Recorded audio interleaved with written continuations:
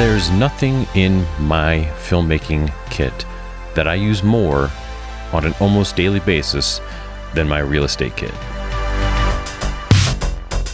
Starting off with the big guns, of course, I use the Sony a7S III at 12 megapixels. The photos are fantastic, unbelievably detailed, incredibly usable.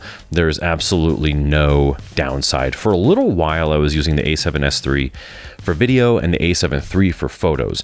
And it just became too cumbersome to constantly switch between two cameras. And so I just continued to use the A7S III, and I absolutely love it. For photography, I shoot JPEG and RAW simultaneously. I used to shoot the RAW, import it into Lightroom, and export it as JPEGs for editing on Box Brownie.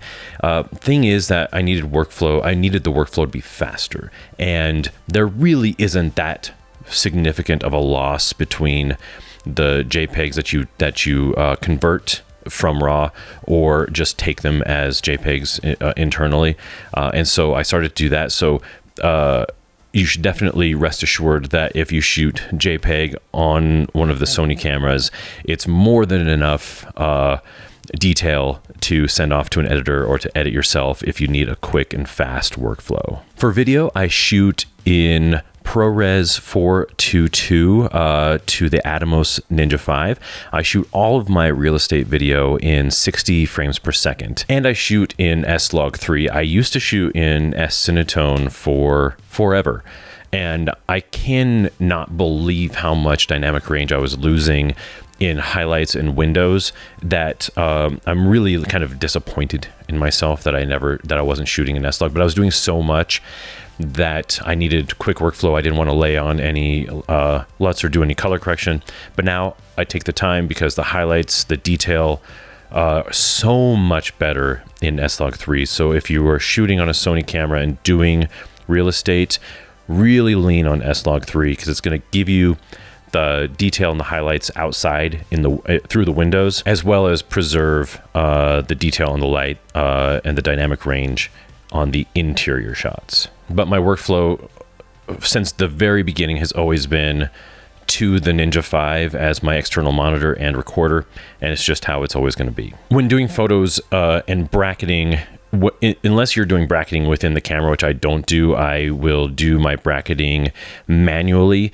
You need a remote shutter. And so for the A7S III, I use Sony's Imaging Edge software. So I can use my cell phone as the remote shutter. I can change shutter speed right there from the phone. And your ability to monitor what the camera is seeing on the phone, it's better than the A7S III's LED screen on the back. So I love using the Imaging Edge software. So if you're going to be doing any sort of real estate work and you want to do manual bracketing like I do, definitely use that as your remote shutter.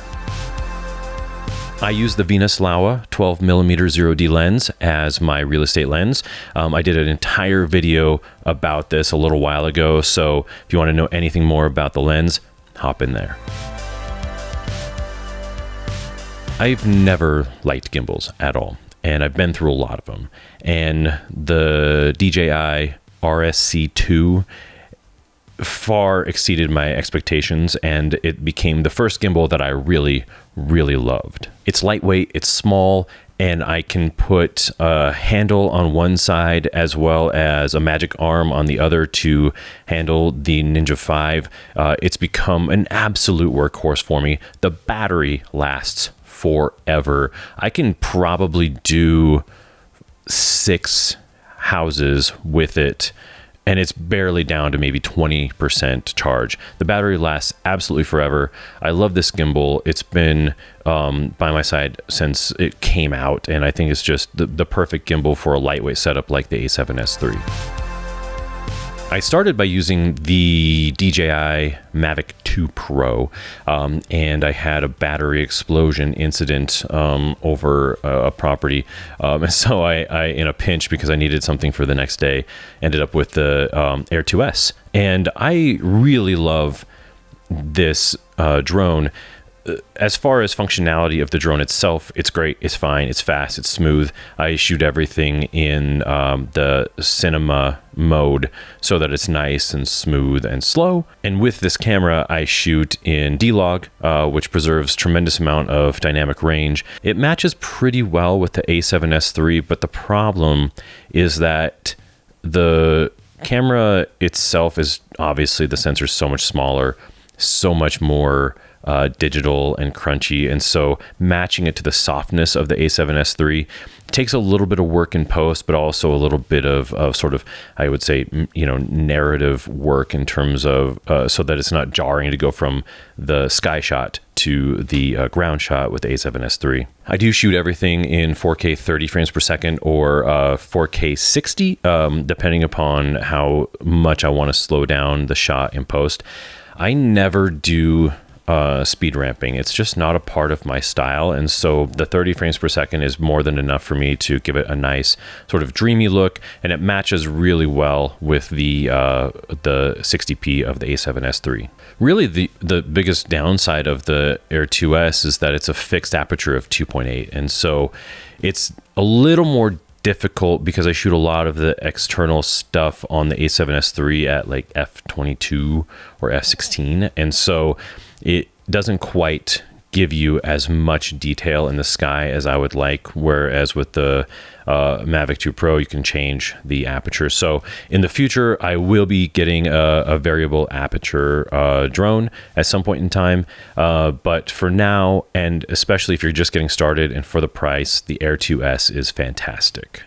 Oh, and something else that's kind of important to note is that since the Air 2S is not a variable aperture, on days that I don't have filters, a lot of times I will adjust shutter speed to affect the light, where I obviously would never do that in a pro camera or on the A7S III, but you don't really get a lot of jitter or shakiness with these aerial shots. So it's a workaround if you don't have the filters on you or too lazy to change them out like I can be sometimes. Shutter speed is definitely a usable way to adjust light.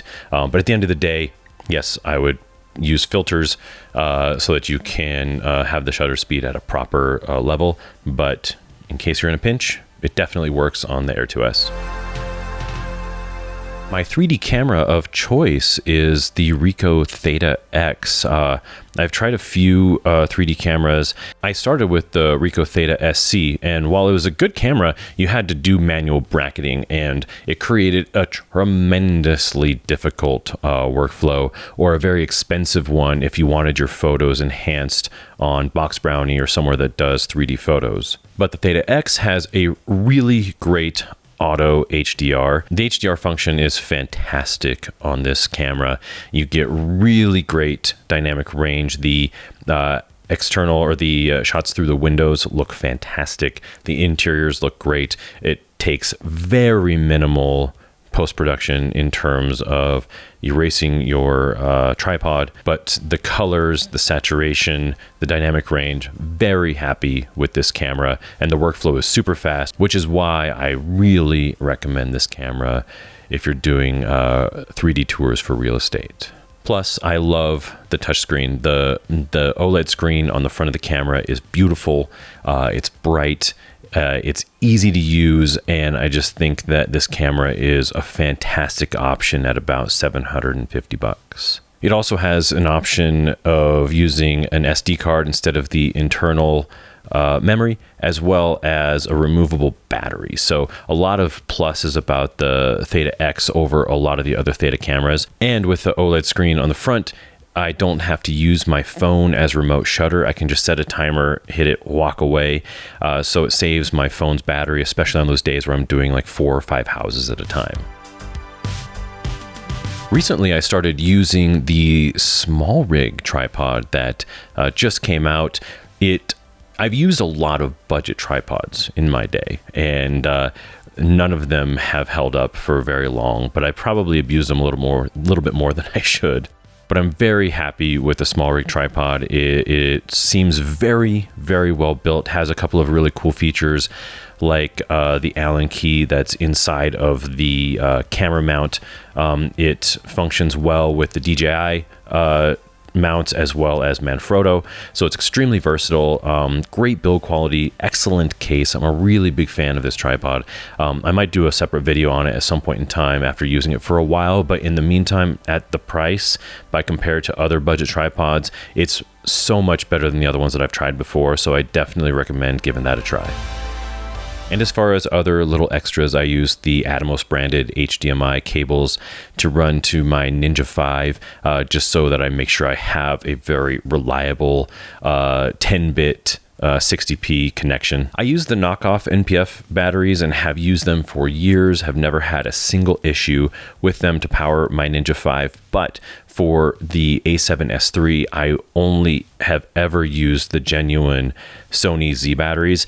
With the battery that's going inside of a camera, I really recommend using the proper branded batteries rather than knockoffs. Maybe that's just me being paranoid, but I just never wanted to risk having anything go wrong inside of the camera.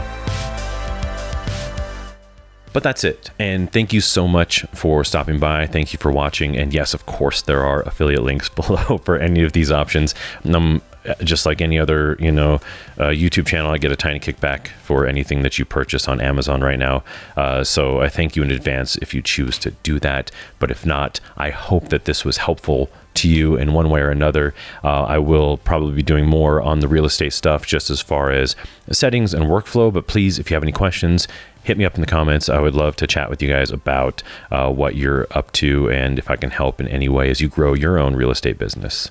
So thank you for stopping by. Thank you for watching. Thank you for being a subscriber. And I will see you all in the next one. So in the meantime, get out there, be creative. We'll see you soon.